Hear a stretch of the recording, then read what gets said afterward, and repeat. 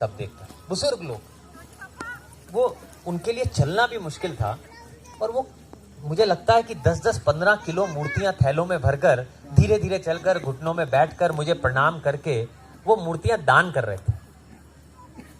बहुत ही एक भावुक सा वो दृश्य था, तो मुझे अच्छा लगा। अब बात महासंघ तक पहुंच गई कि गगन जो है एक एक्टर है और रिवाइवल ऑफ बुद्धिज्म की बातें कर रहा है थाईलैंड में, एक बार मिलकर आते हैं। तो मिलने आए तो देखा सब लोग साथ दे रहे हैं, उन्हें यकीन हुआ कि इसके इरादे पक्के हैं, दिल सच्चा है और दिमाग सच्चा है। तो पहले एक टेंपल में एक भिक्षु आए, उन्होंने कहा गगन आप हमारे मेडिटेशन सेंटर में आइए, आपको कुछ मूर्तियां हम भी देंगे। तो हम उनके मेडिटेशन में सेंटर में चले गए। जब वहां गए आप यकीन नहीं करोगे,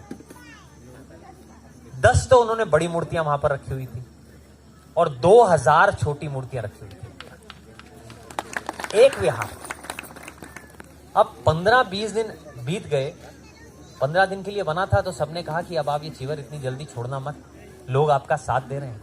मैंने कहा ठीक। 15 दिन बीते, आप मानोगे नहीं, हर रोज 500 लोग बिहार में आने लगे। अब जो 500 लोग आए तो आप हिसाब लगा लिया, अगर एक मूर्ति भी एक इंसान ला रहा होगा तो कितनी मूर्तियां रोज आ रही हैं। तो आज मंजर ये है कि थाईलैंड की रॉयल मोनेस्ट्री में जहां मेरा ऑर्डिनेशन हुआ है, वहां मूर्तियां रखने की जगह नहीं है मेरे पास। ना बड़ी मूर्तियां रखने की जगह है और ना छोटी।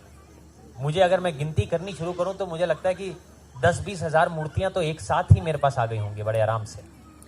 कोई बड़ी बात नहीं है अगर मैं 20,000 मूर्तियां भी आ गई, हमने गिनी नहीं क्योंकि जगह ही नहीं है। और अब जब ये बात आगे तक गई तो यहां रुकी नहीं है बात चलते चलते पहुंची थाईलैंड के राजा तक। थाईलैंड के राजा रानी को जब ये पता चला कि बात रिवाइवल ऑफ बुद्धिज्म की है, तो उन्होंने तुरंत संघ दान भिजवाया अपने आशीर्वाद के साथ। बात वहां पर भी नहीं रुकी, बात प्रधानमंत्री तक पहुंची। तो उनके सेक्रेटरी का जो परिवार था वो आया, उन्होंने अपने परिवार के साथ मूर्तियां दी और आश्वासन दिया आप मूर्तियां इकट्ठी करो, रिवाइवल ऑफ बुद्धिज्म के लिए जो लगेगा हम आपके साथ करेंगे। मैंने कहा कि इतनी मूर्तियां मेरे पास आ गई हैं, अब मुझे ये टेंशन होने लगी है कि ये मूर्तियां मैं भारत लेकर कैसे जाऊंगा। तो उन्होंने कहा कोई ज्यादा डरने की बात नहीं है, अगर प्रॉब्लम आएगा जो थाईलैंड की जो एयर फोर्स कमांडर है वो एक जहाज खुद चलाकर लेकर जाएगा, उसमें मूर्तियां डाल के, सिर्फ मूर्तियों का जहाज यहां पर आएगा। अब मैं आपको ये बताना चाहता हूं, ये जो मैं आपको सारी बातें बता रहा हूं उसका एक कारण है।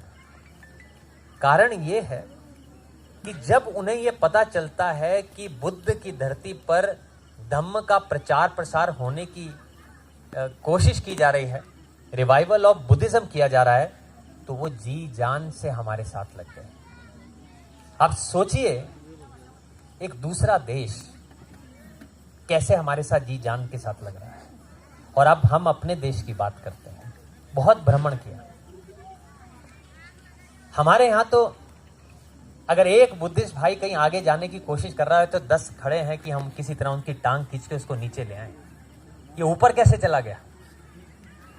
मैंने जब ध्यान से देखा और सोचा परखा तो मुझे समझ में आया आज बुद्धिज्म हमारे देश में किसी और के कारण कम नहीं हुआ, उसके कारण हम ही खुद हैं, क्योंकि हम ही नहीं बढ़ना चाहते। अगर कोई बढ़ता है तो हम उसको बढ़ने देना भी नहीं चाहते कि ये बढ़ क्यों रहा है। जब बाबा साहब की बात करते हैं तब तो सभी कहते हैं हमारे बाबा साहब, और जब कार्यक्रम होता है तो कहते हैं मेरा कार्यक्रम हो रहा है। कोई और बुद्धिस्ट यहां पर आके अपनी बात ना कह जाते हैं, ये तो मेरा है। और अगर दूसरा होगा तो उसको बोलेंगे मेरा कार्यक्रम ज्यादा अच्छा है।